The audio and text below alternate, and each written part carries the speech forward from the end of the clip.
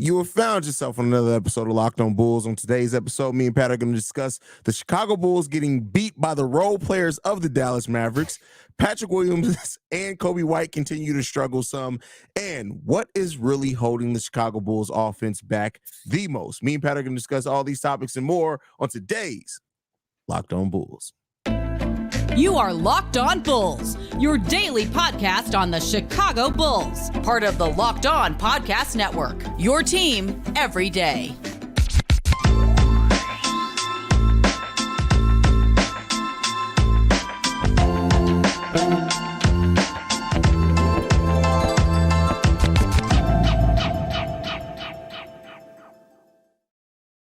Thank you for tuning in to Locked On Bulls, member of the Locked On Podcast Network, where it's your team every single day. That's Pat the Designer, host and creator of the Windy City Breeze and host of the Chicago Bears podcast over at ESPN 1000. I'm Haize, host and creator of Chicago Bulls and Chicago Bears Central YouTube pages and podcasts. Yeah. Today's episode is brought to you by FanDuel. Make every moment more. Right now, new customers get $150 in bonus bets with any winning $5 moneyline bet. That's $150 if your team wins. Visit FanDuel.com/LockedOn to get started. Pat, we'd be wasting money tonight on that one. Hey, listen. Definitely would have happened on that one. Money would have been wasted. But the Chicago Bulls play a solid brand of defense throughout most of this game. Yeah. Once again, this is kind of reminds us a little bit of last season as far as why the Bulls lost the game. 3-point shooting was a big difference maker in this game. Now, it wasn't the only thing, right? The Bulls lost on second chance points as well, allowing the Dallas Mavericks to have 24 second chance points in this game. But when you look at the 3-point shooting percentage discrepancy, the Dallas Mavericks score 60 points off 3-pointers, going 20 of 42, while Chicago Bulls go 11 of 33. Now, I am glad that they took 33 3-pointers all within the flow of the game. They hit 33% of those, but there were at least 6 to 8 open 3-pointers that were missed by that team, and 5 of them alone came from P-Will, which we'll talk about P-Will and Coby a little bit in the next segment.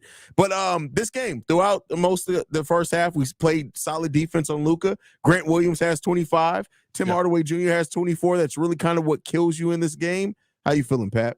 You know what's crazy? And I know this is crazy to say in a 2-3 season where we are right now probably in a more volatile situation than we want to be with this Bulls team as a whole. I can live with it. If Grant Williams goes off for 25 points and Tim Hardaway go off for 24 on right, the second chance discrepancy is irritating, and that's the one that kind of sticks out to us. I think in the fourth quarter, end of the fourth quarter, that stood out a little bit more, where I wanted to see them do a ton. But the Bulls just got just as many second chance opportunities in this game, and the Mavs knocked down 2 more than the Bulls did. Now, right at the end of the game, we only lost by, what is it? We lost by 7-6, something like that. 114-105, right? Like 9, that, bro. Math is hard for you, huh? I couldn't see it at first. Hey, I went back to the stat page. The numbers was that big. I said, hey, yo, let me focus these eyes real quick. That's crazy. No, but I honestly can live with what we saw from this team. Now, here's the tough part. Can we live with what the identity of our team really is? What is that identity? The identity of this team is a defensive team that right now, if they get hot from the 3-point line, we feel good about it. If they don't get hot from the 3-point line, which hasn't happened yet this season, I hate it. Here's the thing. It's not like I get the not mandate, but the thought process was taking more threes coming in this game. And to me, it goes back to this, is that we saw for, I would say, 1.5 to 2 full quarters. Yeah. The team actually play off the ball, move off the ball. Yeah. And once again, we see it all come crashing down again. I really do think that this team will get a lot more easy buckets. Like at the rim, we killed them at points in the paint today. What we have, like 54 points in the paint, 54 to 24 points in the paint in this game. But you got to move without the ball. And to his credit, Io, Javon Carter, Torrey Craig, and Alex Caruso all played off the ball pretty well this whole game. Everybody else, it was hit or miss. No, in fact, right? Like, and I think that's why, to me, right, like, when we're having you think about the last 2 games, and I know there's a lot of people very upset right now, and I understand why you're upset, right? Like this is a very winnable game, and you didn't come away with it early on in the season. You got cooked by a couple of teams that you shouldn't have got beat by. Well, I don't know if we shouldn't have got beat by. We should have got beat by OKC. I'm not gonna lie to you, right? But you feel like you should have competed more for continuity's sake to be running this back. But when I look at this game, right, the last 2 games we played 2 offensive that were the most high-powered offenses in the NBA, and we've held both of them under 115 points. That actually says a lot about where you are as a defense on that side of the ball if you can get efficient shooting the basketball from anywhere else. I'm not going like efficiency down the stretch. Nikola Vucevic in the 4th quarter is the one that I'm looking at. And Nikola Vucevic in that 4th quarter to me is a player who, now granted, he went 2 for 4, right? But there were a couple bunnies that I thought keep you in that last run that he ends up missing. Coby White was 1 for 3 going down that stretch, right? Patrick Williams was useless. It is what it is. Like we've been talking about this. But those are the moments where, right, when we talk about that Indiana game, when we talk about that what's the other game we won this year that we just won last game? Toronto? The Toronto game. Did we beat Toronto? Oh, yeah. I guess we did. Yeah, we did, right? Am I tripping on that? Did we beat Which Toronto? one was the game winner? The game winner was Toronto, right? Yeah. Right. Okay. You got me second guessing myself. No, I'm second guessing because every Indiana game comes down to a game winner. When you look at the Indiana, like I was like, no, the game winner was versus Indiana, right? No, when you look at the Indiana game, when you look at the Toronto game, you look in that 4th quarter and you see Zach LaVine, Nikola Vucevic, and DeMar DeRozan being the reason why this Bulls team was able to pull away. In this game, Zach LaVine in that 4th quarter, Zach LaVine in that 4th quarter, 1 for 4, DeMar DeRozan in that 4th quarter, 0 for 3. Those moments are the moments where later on in the season, as we kind of get more into the swing of things, I can see the Bulls being okay in those situations because I've seen DeMar DeRozan and Zach LaVine and Nikola Vucevic cook in the 4th quarter. Now, right now, early on in the season where they're having these up and down moments, I want to see my other guys cook in those moments. And I think that's the part where, I mean, the only one that's cooked in the 4th quarter was what? Caruso? Like, he's the only one that we've seen, and we've been like, no, I like what you're doing on both sides of the floor in the 4th quarter. I mean, yeah. The thing with this team is, and I get what you're getting at, but it's just that they don't have anything that makes it all go. It's a 2005 brand of basketball. Well, yeah, and they don't have anything like it's just like Vooch to me was cooking in this game. We didn't go to Vooch or Zach LaVine a lot in the 4th quarter of this game, and it's just like it's the simplicity of it all. Like, and I to me, maybe you have a different opinion on it. Looking at the Dallas Mavericks defense, the Dallas Mavericks defense didn't force the ball out of anybody's hands. No, we just couldn't get any. We couldn't get the people we needed to get the ball. No, and I think that you're right. But the part that irritates me about the 4th is not because Vooch and Zach led among all shooters in the 4th. The part that irritates me in the 4th is that they led among all shooters with 4 shots. I'm sorry, this is not the time for you to be trying to spread the offense around. I know who my killers are. I know who my players are. I know who the guys that I can count on to get the job done are. I didn't think that they did anything to take the game out of Vooch's hand. No, we just can't get him the ball. We can't. Yeah. We couldn't get him the ball. Hey, it pisses me off so much, bro. We can't throw entry passes, bro. And here's you know who makes me the most. Well, we got to talk about the next. But we know who makes me the most bad. Who P-Will be throwing the basketball to? Jesus, bro. No, Jesus is up there. P-Will be throwing the ball 4 feet left of Vooch. I'd be like, who you thought was going to get that, bro? Like, I just see what it is that he looks at Vooch's wingspan and he thinks to himself, Vooch should be able to reach out and get that. And then when Vooch doesn't reach out and get it, P will be like, "Oh, my bad, yo." No, I just listen. I have to laugh to keep from getting frustrated because I made the decision a week ago. Hold on. I never peeped it. He's got a 7'5" wingspan. Vooch, yeah. Nikola Vucevic has a 7'5". I never paid attention to that. Yeah, I guess that ball do be up there. Yeah. Do that one more time. It's just an arm up. You can't see nothing. You don't know what's happening up above the screen. You have no idea what's going on up here. I got one finger for you. Guess which one? Anyway, next up, we're going to be talking about the struggles of Patrick Williams and Just Coby moved White. on. Wait, what?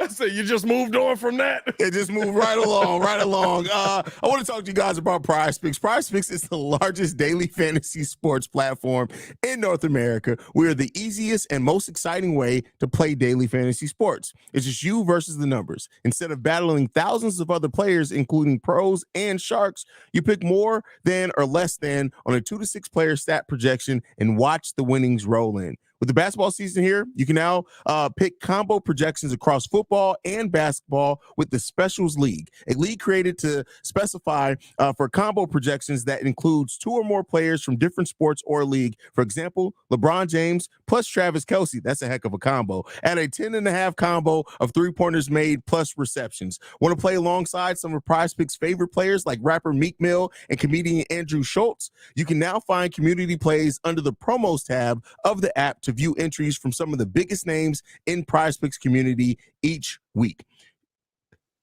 Oh, missed that. Go to the prizepicks.com/LockedOnNBA and use code LockedOnNBA for a first deposit match up to $100. That's prizepicks.com/LockedOnNBA or use code LockedOnNBA for a first deposit match up to $100. That's LockedOnNBA, LOCKEDONNBA at prizepicks.com.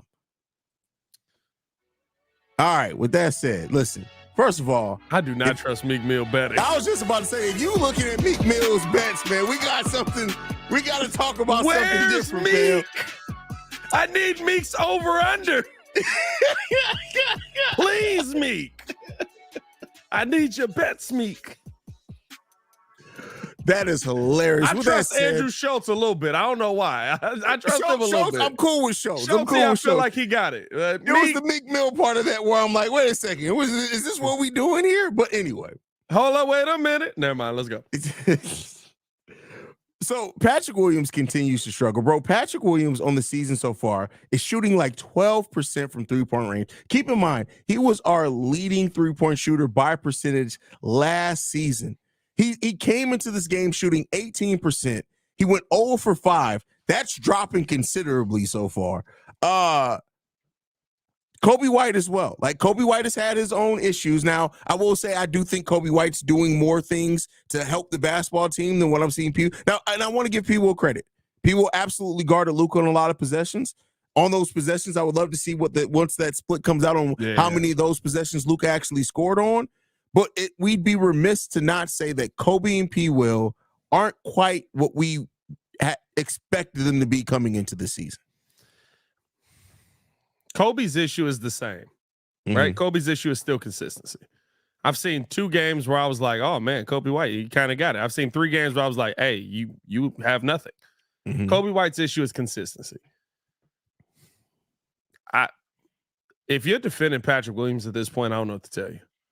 They're giving him shots. They're giving him opportunity. They're giving him space. They're allowing him to get to his shot. It's not like they're saying, go over there and be a stand in the corner 3-point shooter. They're actually allowing him to take the ball off of the dribble, get to his spot, and pull up a mid-range shot. That's really just DeMar's shot that he's trying to take. But whatever. It's closer to the rim. You should be able to knock it down. And listen, if you're not on the Patrick Williams is a bust train at this point, I don't know what to tell you. I don't know what you're defending. He's a 4th overall pick, and we're talking about he defended really well tonight. He's the 4th pick in the draft, and he played really good defense. I love him defense. We said that when he was a rookie. When he was 19, 18, 17, 16, however old he was as a rookie, because he still ain't over 24 years old. Oh, he can play really good. He's got a really good low post defense game. I didn't draft low post defense. You know what I watched last night on TV that I thought was an elite basketball game? Devin Vassell. You know what I watched last night on TV that I thought, well, not tonight, but not tonight. You know who I've watched multiple times on TV, and I've thought that he had an elite game, and I know that he has an elite game? Tyrese Halliburton. These are people that were taken well after him. It's a miss. I like what AK is doing for the long term. It's a miss. Stop holding on to it. Prove me wrong. Like, that's all I got for P-Will. Prove me wrong. I will sit here and cheer you on, and I can see all the intangibles. I can see all of the skill set, but you know what? There's no skill set that fixes brain. And he don't have a brain for this game. That sounds crazy. I'm not gonna lie to you. It sounds insane, dog. Hey, listen. But you know what I mean. I could have took that real left, but I'm choosing to show restraint. Sounds insane. Because God's working on me. But outside of that, he ain't done with me yet. He don't have the brain for this game. It's crazy. Still working on me. I'm gonna say that about myself. Hey, yo. But we will listen. Like I said, he did things out there, and I get what you're coming at with saying that he's a 4th overall pick. We should be talking about other things, but I do want to acknowledge that the defense that he did play. There were some times as well where he was fighting for rebounds. He didn't get the rebound, but he did help create situations. But overall, it's this. And the loss is not on P-Will. I'm not putting this loss on P-Will because he wasn't guarding Tim Hardaway Jr. He wasn't even out there much in the 4th quarter. But that 0 for 5, that's the number that keeps sticking out for me. The 0 for 5 from 3-point. 0 for 5. That's what you were supposed to be. That's what he was supposed to come into the season and be elite at. That's what I hyped him up at. I hyped him up at the thing that he did. I dare somebody to try and argue with me about P-Will at this point, bro. Like, I mean, listen, the thing is, like I said, like, I understand where they're at. They're at this place with P-Will where they don't want to see P-Will go somewhere else and develop. But my thing is this, is that even if the people that try to make the Lauri comparisons, even at Lauri's worst, he wasn't this. At Lauri's worst, he was 18 points a game. No, at Lauri's worst, he was a lot less than 18 points per game. Well, when we took him out of the lineup, right, he was what, 15, something like that. But Lauri's rookie year, he was 18 and 11. That was like his best year with us. But I get what you're saying. But like it like I said though, but Lauri always was able, like we can have the conversation like defensively, Lauri not making shots, Lauri not being able to stay healthy. But Lauri's worst season with the Chicago Bulls, he was 13, 6, and 5. I'm sorry, I'm looking at something different. 13 points per game, 5 rebounds per game, right out of assists per game. That was his worst season with the Chicago Bulls. I wish P-Will could score 13 points a game. That would be phenomenal. To be it. That would be phenomenal. Like that's all, and here's the thing. What did I say I wanted you to do what did I wanted him to do coming into the season? Be 14, 15 points a game. But that was never going to come as the 4th option, which we talked about. No, but here's my thing. With the position that they put him in and with the position that they're putting him in, you can't knock down 2 to 3 3-pointers a game and get to the free throw line? Him getting to the free throw line, no, he can't get to the free throw. P-Will is never going to get to the free throw line. Even if he does ascend to all of a sudden in this level, he wakes up and he's like, hey, by the way, I can play basketball. He's not going to get to the free throw line a lot. That's just not, he doesn't play that type of physical game. But I will say this, there's no reason for P-Will not to be getting 10, 11 points per game. There's no reason for it. And contributing from the three, like it, and we've kind of focused this entire time on P-Will, but I mean, like, it honestly is what it is, because like Coby White has shown me something to actually put a little bit of like, okay, if you can get this consistently, I can have faith in that to start the season. NBA players have up and down seasons to start the season. That's normal. Yeah. That's what players do. Luka typically is a player that starts off slow. Vooch is. Vooch starts off every season slow, just about. I think Vooch, like, this might be the best we've seen Vooch start a season in years, bro. Like, we've had multiple 15-plus rebound games. Once he got into it with Billy Donovan games. In the second game of the season, it's like, yeah, this is going to be a different start for Vooch. This is going to be different for Vooch. Bro, like, I don't. There's no room for the excuses anymore. And you know what? Patrick Williams knows it. The Bulls know it. Everybody else that's on the team knows it. And Billy Donovan has to know it. And I get you don't want to take him out of the game to crush his confidence because you know what that's going to do. The second you take him out, you know that maybe this is a hot take. If they bench P-Will again, that's where he'll be the rest of his time as a Chicago Bull. If they bench him again and he comes off the bench, maybe he's 15 minutes a game, something like that. But if they bench him again, that's the last straw. That'll be where he'll be the rest of his time as a Bull. Damn. What's the point of putting him out there? Every time Torrey Craig steps on the court, I go, oh man, Torrey's in. Every time. I haven't had one game where I looked at every time Torrey Craig steps on the court, I go, oh yeah, yeah. Yeah. I was trying to set you up for the okie doke. I'm glad you caught yourself. Hey, because you know now you gotta like read 7 words ahead of what you said. I thought I was good all until that moment. Nah, man, I want to see P-Will be successful. I swear I do. I'm not sitting here hoping that the Bulls get rid of him and he can't play. But I can only evaluate what I've seen, and what I've seen is an absolute joke of a player. That, I mean, like, let's be real. If he was somebody we signed and didn't draft, we would be murdering him every night. Would you trust P-Will to be able to get 20 points per game when you absolutely needed it, or 20 points in a game, not per game, but in a game, or would you trust him to make a fire bouquet for your wife? To be able to give your wife to help to tell her thank you, since he is a florist. I don't know if I'd go bouquet, but he definitely could make like the ring that was around Tyler the Creator head on Flower Boy. All right, reach ad read, like, bro. Yeah, like I can see that. I can definitely see that. The Flower Boy ring for sure. And we gotta watch what we say. The Bulls know who we are a lot. Exactly. That's crazy. Yo, that's crazy. Hey man, appreciate you guys for tuning in and showing love to another episode of Locked On Bulls. Hit that like button, subscribe to the page. Make sure you leave a 5-star review if you have not done so already. Score early this NFL season with FanDuel, America's #1 sportsbook. Right now, new customers get $150 in bonus bets with any winning $5 money line bet. That's $150 if your team wins. The Bulls were a +5 in this game. Dallas was a -5. You end up betting Dallas in this game. You would have been able to throw the bonus bet on top of that. If you've been thinking about joining FanDuel, there is no better time to get in on the action. The app's so easy to use. Wide range of betting options as well, including spreads, player props, over-unders, and more. So visit FanDuel.com/locked-on and kick off the NFL season. Again, that is FanDuel.com/locked-on to kick off the NFL season. FanDuel, official partner of the NFL. All right, Pat, before we go for today, what do you think is the biggest thing holding the offense back right now? Me and you both talked about is that we saw what the team, because in preseason, you can only take so much away. We saw what the team was trying to do, right?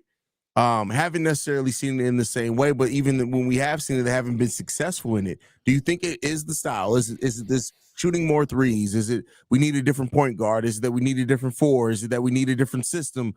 What do you think is the biggest thing right now holding back the Chicago Bulls offense? Here's the tough part, dog. Sometimes you just gotta watch your words. No, it's not crazy. It's just I just hate saying that it's just making shots. And the reason I say that, I think Billy Donovan does a good job offensively creating open looks. How many open looks did we see? P-Will had, like you said earlier, P-Will had 5 by himself, right? Like, it's not like Dallas was like closing out elite on the 3-point line. Like, it just comes down to having somebody that can knock down a 3 ball on a consistent basis offensively. If the Bulls shot, like we shot tonight, 33% from 3, if that's where you're going. And right, we shot 33% from 3, but I'm talking about just in the second half, right? Because in the first half, they shot a pretty good percentage. First half, they shot 36%. In the second half, they shot 28%. They were 4 for 14 from the 3-point line. When I tell you, if we make 33% again, we're right back. Like it's not like there's this massive struggle, because that puts the pressure on. Now you can create offense in different ways because they have to defend you differently. Like, and the part that sucks is in the second half, how many open looks did we see that they just couldn't cash in on? Like, at a certain point, I'm fine with blaming Billy Donovan for a ton of stuff that Billy does. Adjustments are trash. I think that like that hasn't changed. Like scheme wise, there's a lot of things to question there, especially on some of these timeout plays where I'm just like, all right, we didn't call nothing in that huddle. But it's the players missing open looks at this point, dog. Like Vooch missed 3-4 bunnies at the rim. Zach LaVine missed layups that he was making in the last game in this game, missing 3-point shots. DeMar DeRozan, I don't know if that's an age thing or what, but he doesn't have the lift he used to have. Like it's a very like, that's up there. It didn't go in. Yeah, I mean, like, and maybe it's just a slow start to the season. I don't know, but like when I look at this Bulls team, to me, the biggest question is just when are they going to start knocking down shots? And I don't know if that's going to happen. Yeah, I mean, listen, I know it's easy to just, look at it as the knocking down shots and say, let's just knock down our shots. But I think it's also like how we're getting these shots. To me, the Bulls are getting open looks, yes, but it's also who's taking those open looks. And I do think that the Bulls may really need to consider looking at acquiring a shooter, not a scorer, just somebody who can just come in and shoot the ball amazingly well at some point. Because listen, I love Alex Cruz. I love what he did. I love the way he's been playing so far for the most part this season. Love it. Io hit 2 3-pointers in this game, key 3-pointers, right? But these aren't guys that you are going to trust night in and night out to hit 3-pointers. We need a shooter. And I really do think one high volume shooter could really change. Like all jokes aside, Buddy Hield, we can't afford his dental bill. But if like you put Buddy Hield on this team, I think it really does change some for this team. Like I think that may be something that to look at as the season goes on to see maybe if somebody steps into this role. But I will not. I see you guys in the comments at some point. Maybe the outcry for big team becomes what we need for this team. I mean, listen, I would have started him on the season just because of the lack of it. But I mean, like the guys who are missing shots are supposed to be the guys that we thought were going to be shooters, right? I mean, like the guys who are missing shots tonight, it is the Patrick Williams, it is the Coby White who are missing that too. Well, these Kobe's open never looks. been a shooter. I mean, he's like a scorer, but yeah, I mean, he should be able to hit open 3-pointers too. Like, and Kobe got to stop. Kobe got to stop thinking he's Steph.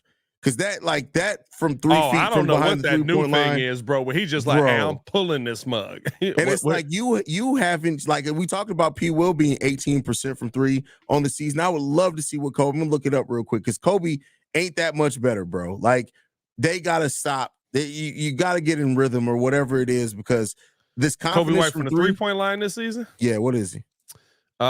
This season he is 23%. It's not gonna cut it, man. That's crazy. Do tell. You serious? That's crazy. That's wild. I mean, bro. listen, here's the tough part though, right? And here's in 5 games, how many threes do you think Coby White's taking? 15. 26. 26. He's basically taking 5 a game, which telling you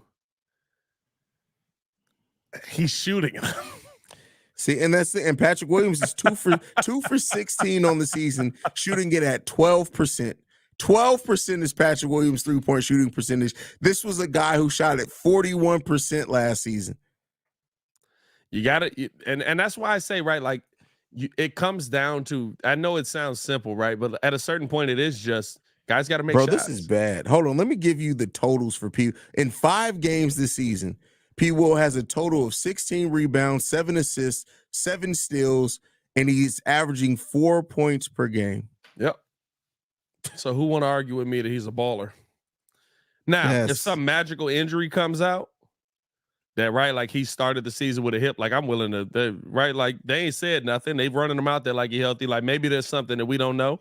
Maybe he has a uterus injury because that's how he's playing. Christ. All right. Follow us on everything at Locked On Bulls. You can follow me on everything at Pat the Designer. Appreciate y'all for tuning in and showing love. We got to stop into shows like this. I appreciate you guys.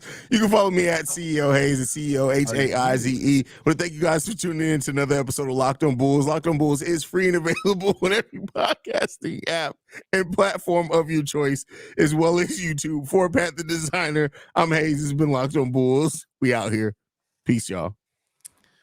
What was that injury? A uterus injury.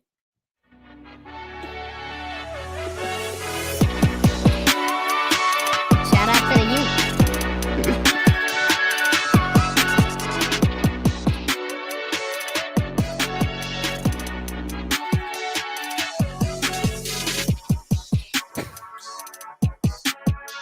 AK said it's basically a math problem.